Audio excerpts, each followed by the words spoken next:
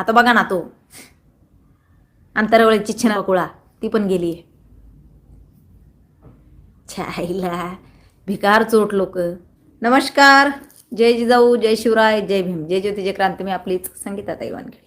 आणि या बोलू जरा कसे आहात सर्व, मजेत ना असायलाच हवे. तर काय झालं माहिती आहे का, आपण बघत आहोत दिल्लीला जंतर मंतरवर जे काय कॉक्रोच जनता पार्टीचं आंदोलन चालू आहे, जी अचानकच उदयास आली आणि तिने जो काय धिंगाणा लावला की ज्या व्यक्तीला आपल्या देशाचं काही घेणं देणंच नाही आहे, जो मुलगा स्वतःच विदेशात जाऊन जॉब शोधत होता किंवा तिकडं त्याला काय काम शोधत होता, ज्याला देशाचं काही घेणं देणं नव्हतं, तिकडे जाऊन तिथे बसून त्याने काहीतरी आपल्या देशामध्ये एखादा किडा दिला कॉक्रोच नावाचा सोडून, आणि आपल्या देशातले युवा हे अगदी सुसाट सुटलेत त्याच्या मागं. तर काही म्हणते मी, सगळेच नाही. तर हे फार लाजिरवाणी बाब आहे ही. आणि त्याने तिकडनं आल्यानंतर जे काय तमाशा चालू केला किंवा जे शिक्षण मंत्र्यांचा त्यांनी राजीनामा मागण्याचं जे काय नाटक चालू केलं, किंवा ते काय कोण बांगडू आहे तो, माहिती नाही कोण आहे काय तो काय जंतर मंतरवर त्याने 20 दिवस आंदोलन काय उपोषण केलं. ह्या सगळ्या गोष्टी बघता आणि जे काय नारे आत्ता दिल्लीला जंतर मंतरवर लावलेले आहेत, हुकुमशाही, तानाशाही, आणि त्या आंदोलनाला काय काय काय महाभाग सपोर्ट करतायत. अरे अक्षरशः 15 दिवसापूर्वी माझ्याकडे एक हे आलेला आहे, एक स्क्रीनशॉट आलेला आहे. मी अजूनही तो व्हायरल केला नाही, एका जणाने मला फॉरवर्ड केला तो. ताई, किती वाईट परिस्थिती आहे की तो उर्दूमध्ये, इंग्लिशमध्ये आणि हिंदीमध्ये तिन्ही भाषेत तो फॉरवर्ड केलेला आहे आणि माझ्या या मोबाईलमध्ये आहे, तर त्यामुळे मला दाखवता येणार नाही. आणि त्या मॅसेजमध्ये तीनही भाषेमध्ये एकच जो आहे त्यांनी संदेश दिलेला आहे की आपल्याला नेपाळसारखी परिस्थिती निर्माण करायची आहे. जास्तीत जास्त संख्येने गावातून माणसं जितकी आणता येईल तेवढी आणा. काय त्यांना रोज द्यायचा आहे तो द्या, 1000, 500, 1000, 5000 काय लागेल त्यांना तो द्या, आणि तिथे लोक आणा, पब्लिक जमवा, आणि आपल्याला संसद भवनमध्ये लोक पळून पळून मारायचे भाजपचे, असा तो मेसेज आहे. फार वाईट, एवढं वाईट मी बोललेच नव्हते त्याच्यावर, कारण बोलून काय बोलायचं या लोकांवर, काय यांची पात्रता काय यांच्यावर बोलावं. यांनी जो तमाशा घातलाय ह्याच्यामध्ये खरं सांगा, सर्वसामान्य घरातले लेकरं मरतायत, लाठ्याकाठ्या खातायत, आणि ज्यांनी हे षडयंत्र रचलं ना, हे मस्त सुरक्षित आपले यांना स्टेजवर घेऊन जात आहेत. हे आपले हातवारे मस्त यांची पोळी भाजून घेत आहेत. उद्धव ठाकरे असतील, राज ठाकरे असतील, शरद पवार असतील, सगळे नेते, सुषमाबाई असन, सगळेजण अगदी. तर अशा पद्धतीमध्ये हे चालू आहे. का बरं त्याचा राजीनामा मागतायत? त्याचाच का राजीनामा? मला सांगा, पेपरफुटी कुणाच्या कार्यकाळामध्ये झाली नाही? काँग्रेसची सत्ता होती तेव्हा झाली नाही, शरद पवारची सत्ता होती तेव्हा झाली नाही, सगळ्यांच्या सत्तेमध्ये पेपरफुटी झाली. किंवा याच्या अगोदर झाली नाही का? याच्या अगोदरही झाली, भाजपच्या काळातही पेपरफुटी झाली. परंतु काय माहिती का, हा जो धर्मेंद्र प्रधान आहे ना, याचीच का, तर याची पेपरफुटी याच्याच काळातमध्ये पेपरफुटी झाल्यानंतर याचाच राजीनामा का? तर याने काय करणं लावलं माहिती का, याने सत्य जे आहे ना ते मुलांना शिकवा. जे आत्तापर्यंत खोटे धडे मुलांना देत राहिले ना, तो कोण चाचा नेहरू नाही का, कोण अकबर, कोण बिरबल, काही संबंध नाही या लोकांचा, काही संबंध नाही लोकांचा. तो मोहनदास गांधी काही नाही आहे यांचा, देशाच्या आझादीमध्ये किंवा देशाच्या दळणवळणामध्ये काही यांचा सहभाग नाही. या लोकांना शिकवत राहिले, आपल्या मुलांना या लोकांची माहिती देत राहिली. आणि ज्यांनी देशासाठी बलिदान दिले, भगतसिंग, सुखदेव, राजगुरू, सुभाषचंद्र बोस, जे आपले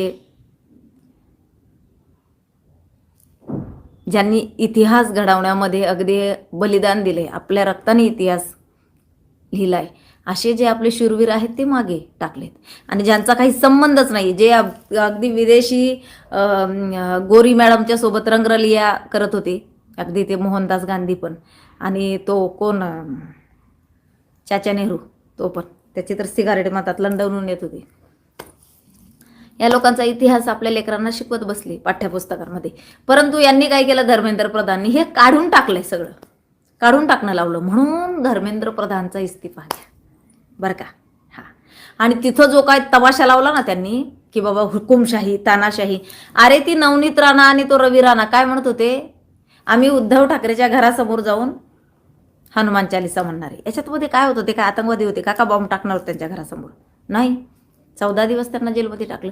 त्या केतकी चितळेने कुणाची तरी कविता फॉरवर्ड केली, तिला 3 महिने सडवली जेलमध्ये. मी यांच्या विरोधात मध्ये बोलायला सुरुवात केली. मला भाजपची जी कोण आहे आमदार तिच्यासोबत हातमिळवणी करून मला आतमध्ये टाकलं. ते जे भिडे गुरुजींचे शिष्य होते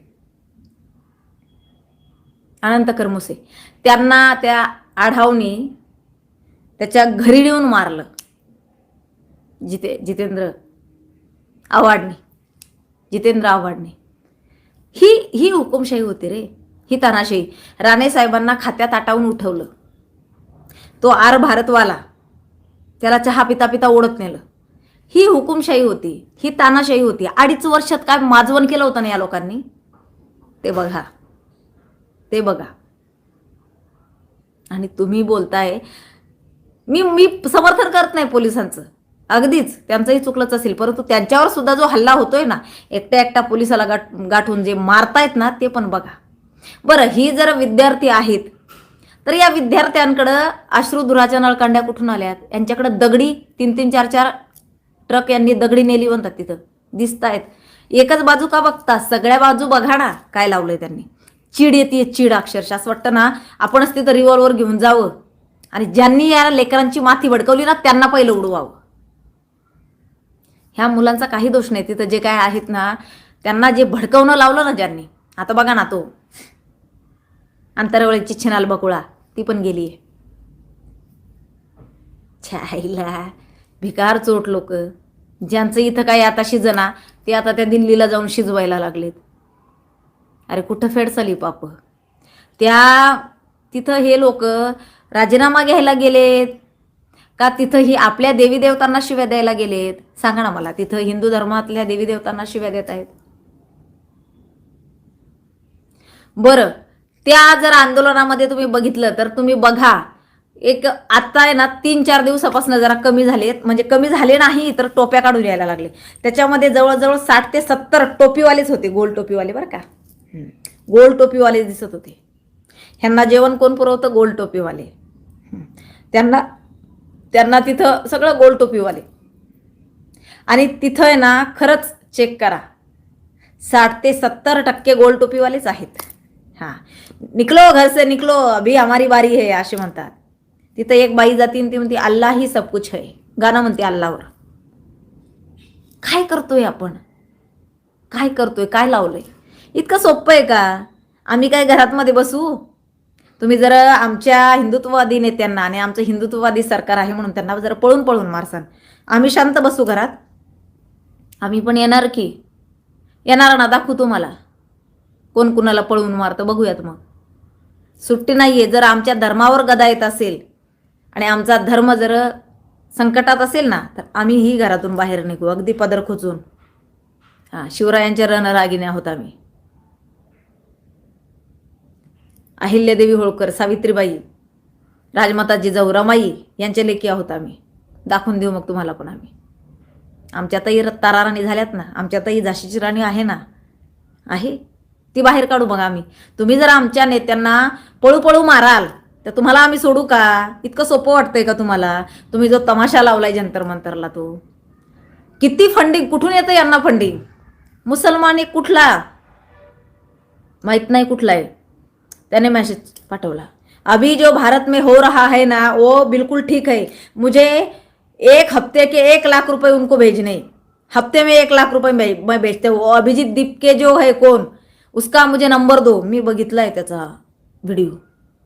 कोण देतं यांना फंडिंग? कोण पैसे पुरवतं यांना? काय लावलं यांनी? देशाची शांतता भंग करणं लावली. 3 वर्ष त्या मन्याने घेतलीत महाराष्ट्रामध्ये. आता हा अभिजित दीपके नावाचा कोण आलाय, झुरळ. अरे झुरळा आम्ही घरात ठेवत नाहीये, घरात त्या झुरळांच्या हातात आम्ही देश देऊ का? स्वप्नातही विचार करू नको बाबा. तुझा जो तमाशा मांडलाय ना तू, तुझं झालं असन पोट भरण्यापुरतं. तुला काय अक्कल आहे ना ते तुझ्या बोलण्यावरून कळतच आहे. तुला ना घंट्याची अक्कल नाही आहे अभिजित दिपके. कसलीच अक्कल नाही तुला. तू काय बोलतो तुलाच कळत नाही. खुशाल म्हणतो तो कोणतो बांगडू येतो याच्या उपोषणाला बसला त्यावेळेला हा म्हणतो उनको आदत है, हमें नहीं, हम क्यों हमारी जान जोखिम में डाले, हम नहीं करेंगे अनशन, हम नहीं बैठ सकते भूख हड़ताल पे. ओ कर रहे म्हणजे काय लावलाय तमाशा कशासाठी? देशाची शांतता भंग करण्यासाठी, देश अस्थिर करण्यासाठी.